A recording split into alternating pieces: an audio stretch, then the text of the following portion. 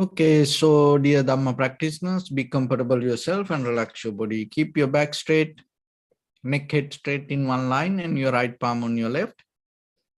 So gently close your eyes and bring attention to this bell sound. And while you're focusing to the sound, mentally, you can relax your body, relax your mind, and relax your breathing with your thoughts. So do nothing extra. Just follow the sound, please.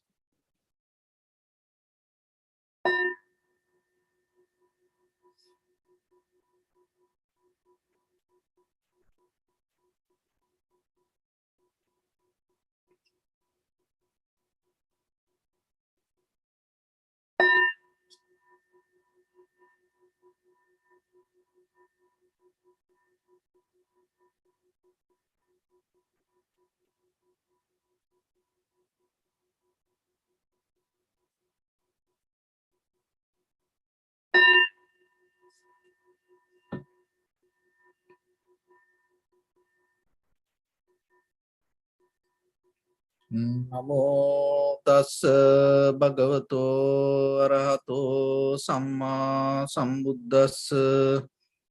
Namo tassa bhagavato arahato samma sambuddhassa.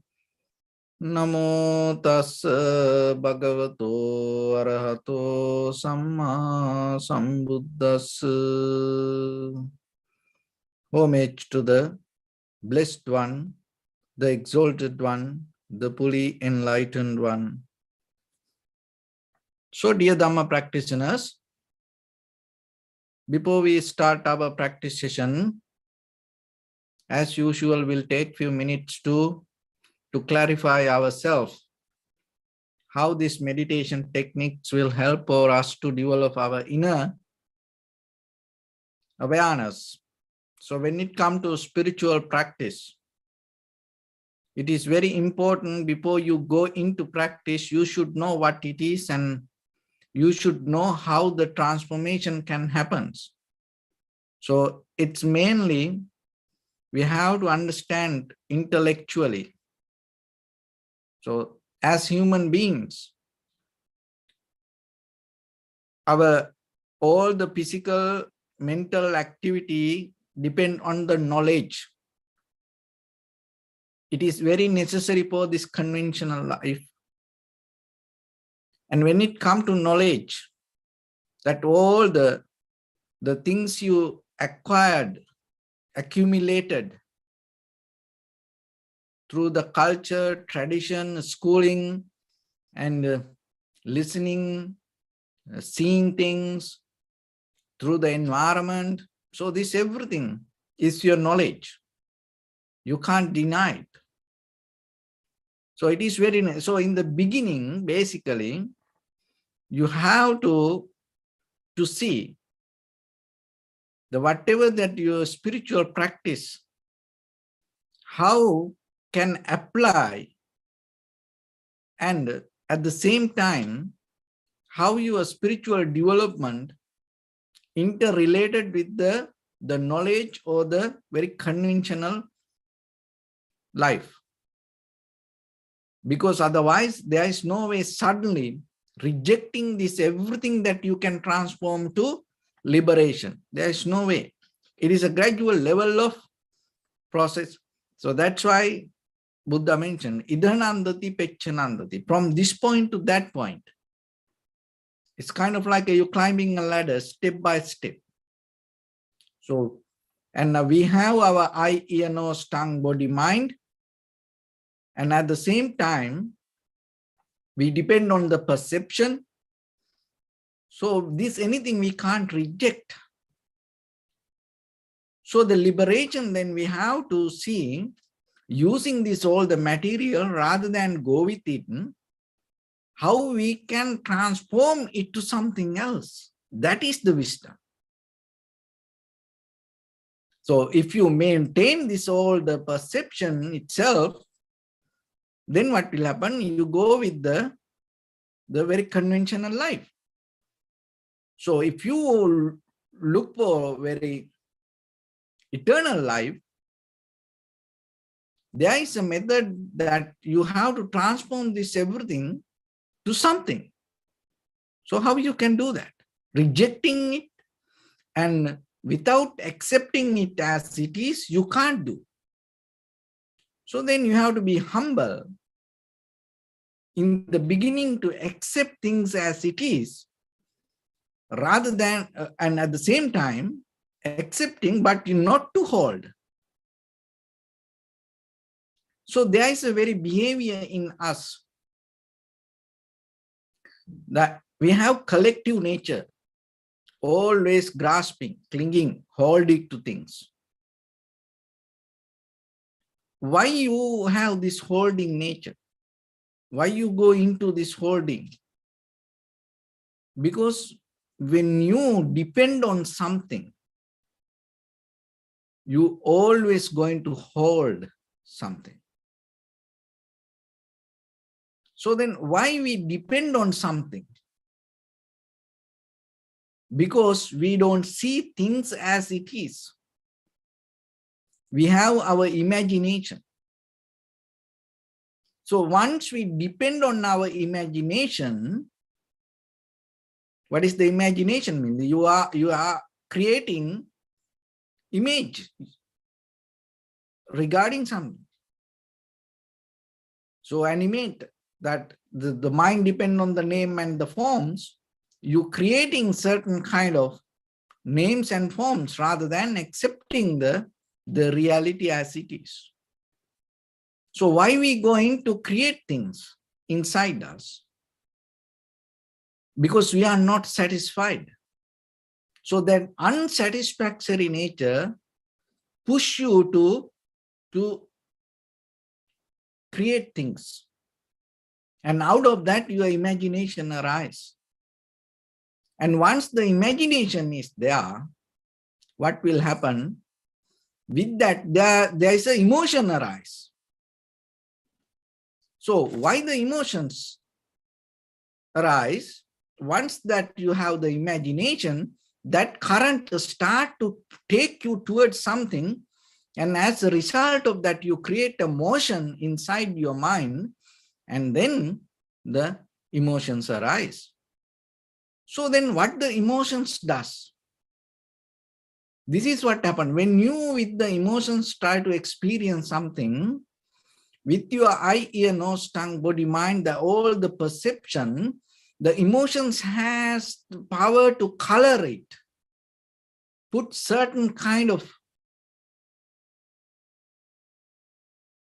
opinion on it. And then you go into more deeper with that, and you lose the reality. And you create your own image, and the emotions bring the coloring to it. And then now you go into different world. So once you take that, the mental created, that image, that imagination created and emotion colored, your own visual, that the mind as the world, you miss this world that you experience around you.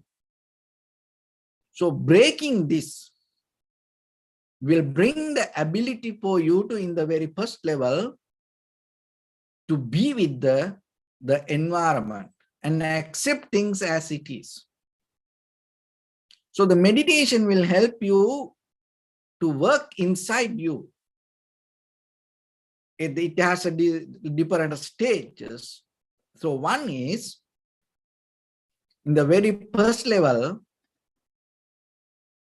it allows you to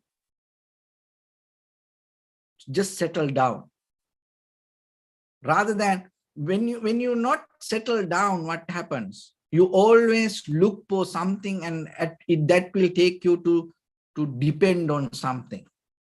So now you come to the point to settle down, and that depending behavior going to disappear. So that is the key point. That's why it is important, even in the very conventional life, the contentment. So then when you come to the meditation, before even we go to the techniques, so whatever the techniques that you use, remember It doesn't matter you practice tranquility meditation or vipassana meditation or any other meditation. But in here, your posture, the sitting, you have to be completely satisfied with it. That satisfaction itself will help you to have the contentment. So without that, if you look for something else, what will happen? These mental creations, imaginations, and the coloring emotions start to bring certain. It can happen even regarding the tranquility state. It can happen regarding the nibbana or the liberation or that kind of things. Your mind can image the heaven. Your mind can image the hell. And then before you even reach to the hell or the heaven, you experience it in you. Why you should have that? It's unnecessary. So then there is an ability in our mind to go into past and the future, but it is not imagination. That is what we have to be very clear here. Imagination come out of the unsatisfaction. That's where the unsatisfaction trigger the desire. So the desire has a deeper connection, relationship with the lust, and it has a deeper relationship with the self-centered mind or the ignorance. So it has a deeper roots. But if we just only practice point of view, try to understand regarding the meditation, your posture is important. And at the same time, remember, just sitting is not enough. You have to be satisfied with your sitting. Don't look for something. And don't try to, to kind of like to be more better. No, do you accept me? You accept it. That's it. There's nothing to be better. This is the best. So once you have it, that settle down, bring some kind of wisdom to be in the moment. So that is the first thing. And then the second thing, once you have it, so then we go to the primary mental object to see our own inhalation, exhalation as it is. Now you are physically understand, allow things to settle down. Now you bring it as a mental quality. So you are not interfering with the inhalation, exhalation. You just allow it to happen itself. So when the inhalation happens, you recognize it as inhalation. You recognize it as exhalation. That recognition, this is very important. That recognition should come out of the recognition of the sensation, not by visualizing, imagination, thinking about it or making it happen. No, because the reason is this. If you imagine your inhalation, exhalation, again, where you go? Again, you go to create the imagination and it will trigger the emotions. So then allow it to happen, and when it happens, just see it. So once you settle down with that, from that point, so this everything need to happen, that we need the very conventional knowledge. So once you enter into the tranquility state, your body, mind, and the breathing will settle down. And from that point anymore, you don't need this thinking mind like that way, but still the mind going to be there. Mind is like the internet, it's 24/7, it is there. When you connect, it start to work, but it's still there. It is there. Internet, Wi-Fi, it is everywhere. So your mind also, it's always active mood. So, but when the thoughts come and our awareness with the thoughts and the thinking pattern, it is different. But the mind, you can't, completely blank your mind. It's then you have to die. Your tranquility state not like that. It bring complete that thoughts not to disturb you, but still things can happen. So once you come to that level, when you go to the Vipassana level, what happens? So this is the thing. All the thoughts, habits, emotions, this everything in you. And another way we call it experience, history, our past. But once you go into the Vipassana level, you gain ability to go through the experience without holding to that experience. So that is where in a very conventional world, they use this technique for kind of like a creativity. So as example, we'll use a simile, just example to understand this, how this happens mentally. Just imagine you go to school, you learn different subjects, and then from there you gain certain experience, knowledge. So now that you have certain knowledge you acquired in you, and then when you're going to create something, what happens? You use that all the things you studied, but rather than hold it to that all the theories, the methods, the numbers you studied, using that all, you create something new. So that is a creativity in the very conventional world. So when it comes to the Vipassana, it is not you going to create something that you still that you experience the things. When you have ability to go through the experience, use that all the experience, go through it and get into the depth of it. And once you reach to the depth of it, and you recognize only one thing, that is the change. There is nothing else. So within your all the experience, once you tune to the, once you connect it to that fundamental quality, that's mean the change. From that point, your deeper understanding going to shift to different level. So once you have that, the moment by moment, then the mind, no need to think about something. It's going to expand the limit. How it expand? This is that you have ability to go deeper into your history, and you have ability to go further towards your future. It's not you doing by thinking and imagination.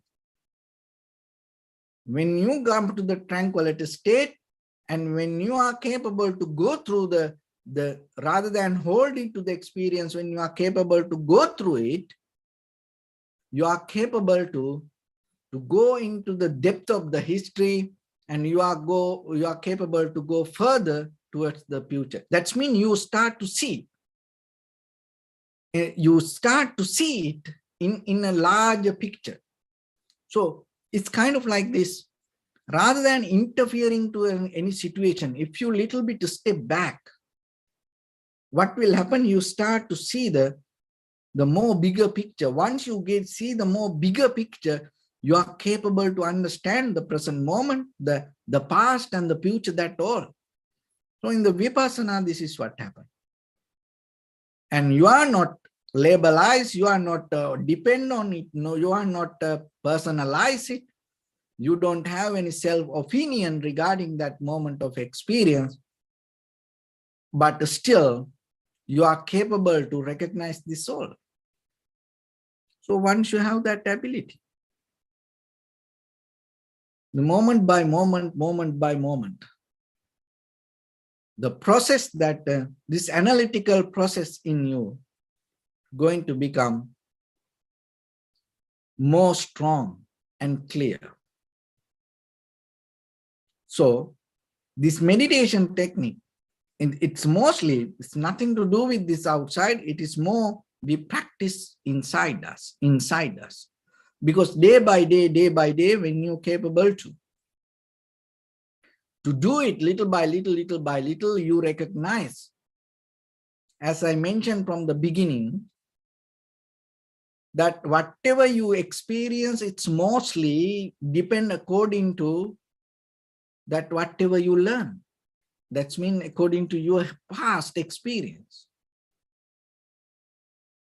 And so once you depend on that again and again, that is where the habits or the patterns going to be with our life. The most of time we don't experience something new. We always we always repeat the history. But the life, the very nature, the reality always happening moment by moment in a different way. But you also can tune to that level deeper in you. The only thing is the mind is creating this world, and we more hold it to that world, this mental world. So, and everything, once you recognize this behavior in your mind, you not going to that focus to more outside. You recognize finally it is, when it comes to the world, when it comes to the life, it's more kind of like a mental game. The mind is the one who plays this all. So once you recognize that, when thoughts arise in you, when the situations arise in you, rather than go with it, you little bit back up. You take a space in you. That is what you need from the beginning, to see that and take the space within your own thoughts, within your own mind, within your own actions. If you are capable to get that space, remember, you are capable to develop it more and deeper, go into you and shape yourself. So practicing meditation is nothing to do with this outside. So deeper, you shaping your own inner structure.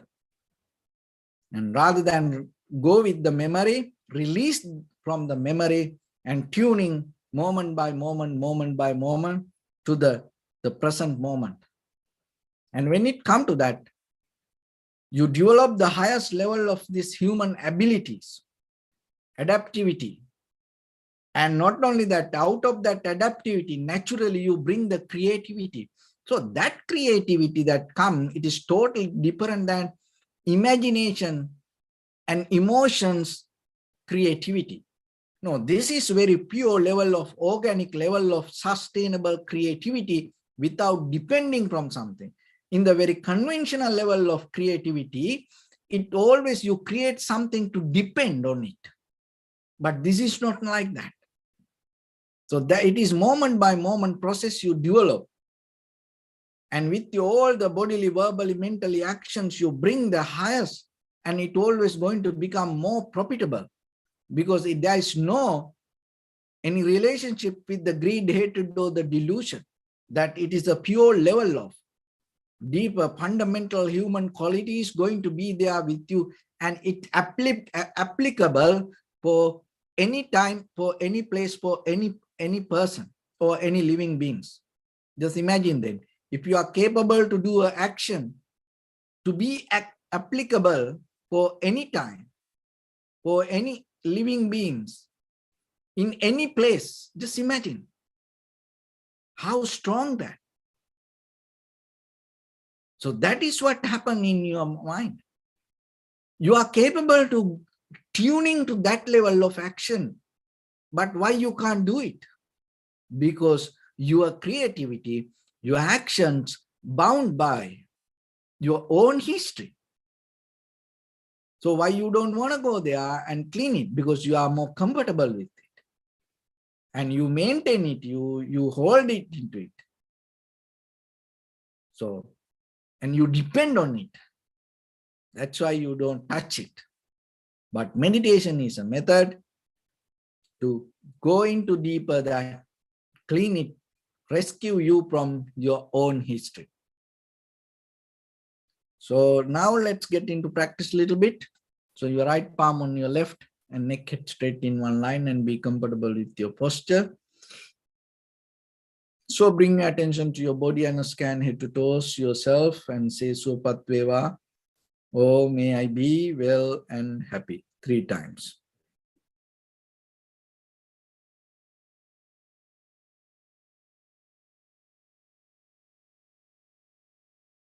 Take a moment and think. We gathered here in this moment to practice this ancient meditation technique.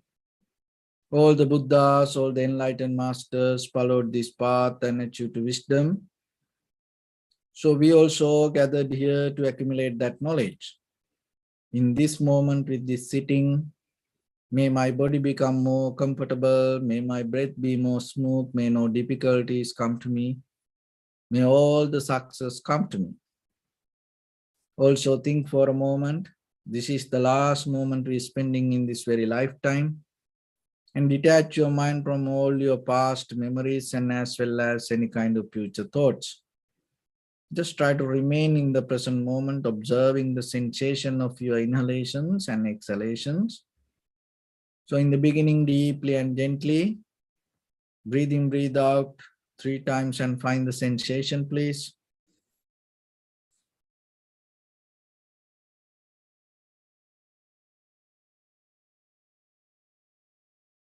And allow your inhalations, exhalations happen itself.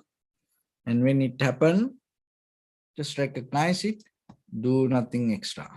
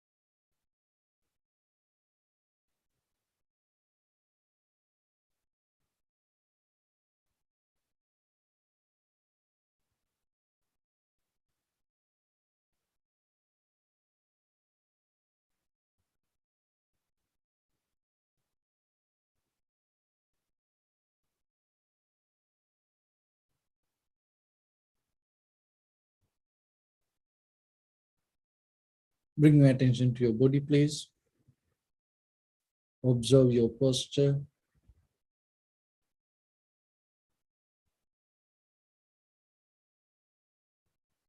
We cultivate loving kindness and compassion in our heart and radiate it as the light through entire your compound, village, city, state, country, world, around this universe. Also as far as you can through galaxies, other planets, stars. Reminding yourself like this. With clear intention, mentally repeat after me.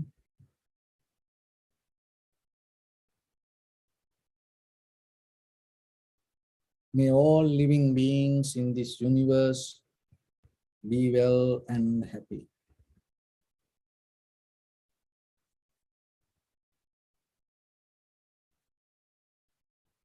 May everyone be happy and safe. And may their hearts be filled with joy.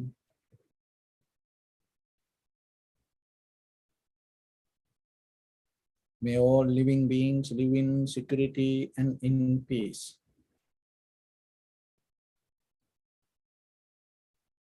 Beings who are frail or strong, tall or short, big or small, visible or not visible, near or far away,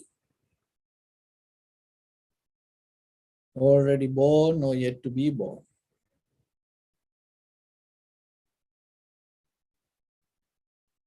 May all of them dwell in perfect tranquility. Let no one do harm to anyone.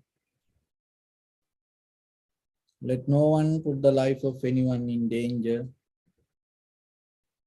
Let no one out of anger or ill will wish anyone any harm.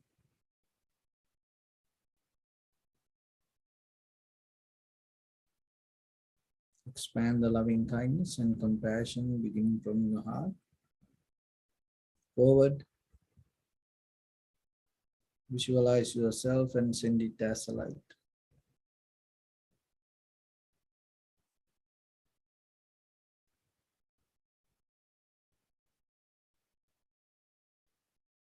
To your backside.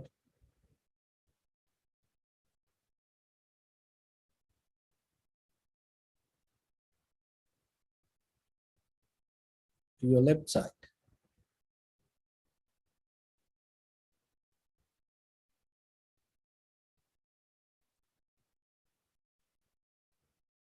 And to your right side.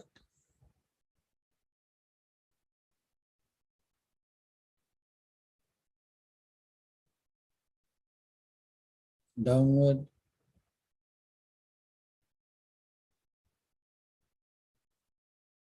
And upward.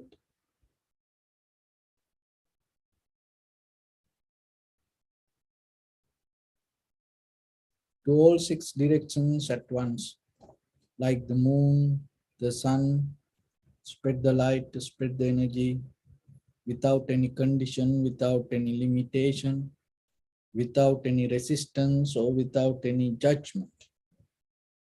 Let your heart to shine with the loving kindness and compassion from the bottom of it, with the maximum effort to the highest, wishing yourself, may all living beings in this universe be well and happy.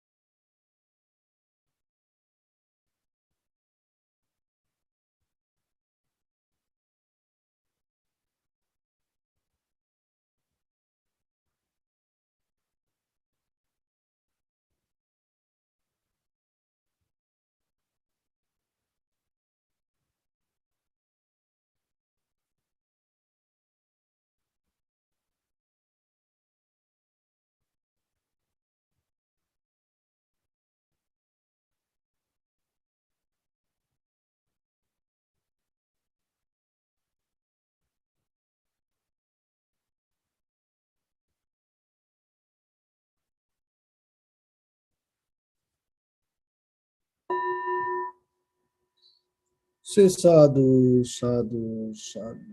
So first of all, we offer this practice to the great qualities of the Supreme Buddha, Dhamma and the Sangha. And also by the power of these meritorious activities, may all of you attain to the supreme bliss of Nibbana. May all your guardian angels and deities will receive these merits and increase their longevity and protect all of you from any kind of planetary influences or any ill effects. Ittavata cha amihi sampadam punya sampadam sabbe deva numodantu sabba sampatti siddhya. Sabbe bhuta numodantu sabba sampatti siddhya. Sabbe satta numodantu sabba sampatti siddhya. Imaya dhammanu dhamma patipattiya buddham pujemi dhammam pujemi sangham pujemi. Attaya imaya patipattiya jati jara vyadhi maranam ha paribunjissami. Idammi punya kammang asavakkaya vahang hotu sabba dukkha pamuncatu. Bliss.